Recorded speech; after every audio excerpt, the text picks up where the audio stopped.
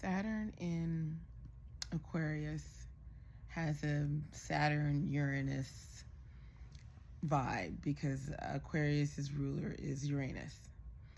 And that combination of Saturn energy, which is restriction and structure, can both translate to, with Uranus being freedom and, separation. In some cases, it can be becoming ostracized. It can be freedom from restriction in the best terms, but it also can be separation from structure, which can be difficult. So I feel like separation from structure can be the early manifestation, and later on it's freedom from restriction. So separation from structure can look very much like a father who just doesn't acknowledge your existence.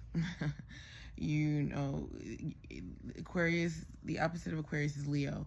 And Leo is, oh, you're special just because you're special. Somebody just loves you because, you're their kid. Okay, you're not any kid, you're their kid.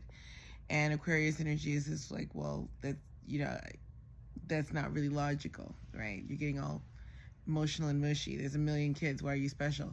And for Saturn and Uranus in Aquarius, they can have experiences where they feel like a parent, maybe the father, treats them like any other kid. And the person can feel like they're just never special.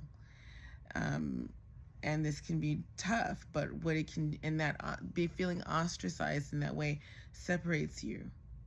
And it's kind of that detachment and separation that provides a great foundation for innovation. All right, so if you look at it later on and you see it as, freedom from restriction, you're looking at someone who may create technology that frees the masses from certain restrictions.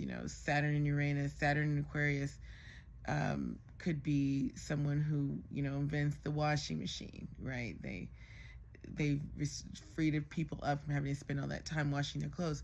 But in the process of creating that invention, they had to be separate from people. Those warm and special relationships may not have been fostered. And it can have happened because it began from this feeling from not being special from someone. Saturn in the 11th house isn't far off, but it's much more societal.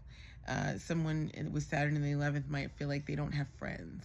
Okay, there can be like a real feeling of not having any friends.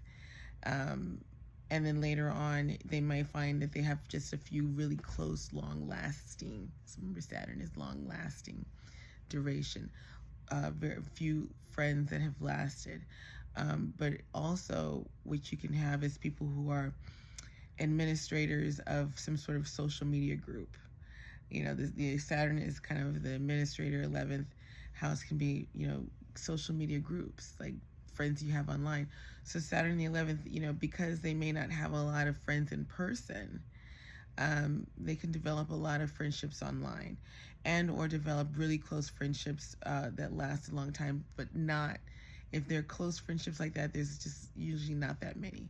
So Saturn in Aquarius or Saturn in the 11th house can start out feeling really ostracized in some way, but later on they can be sort of masters of connection and or masters of mass liberation.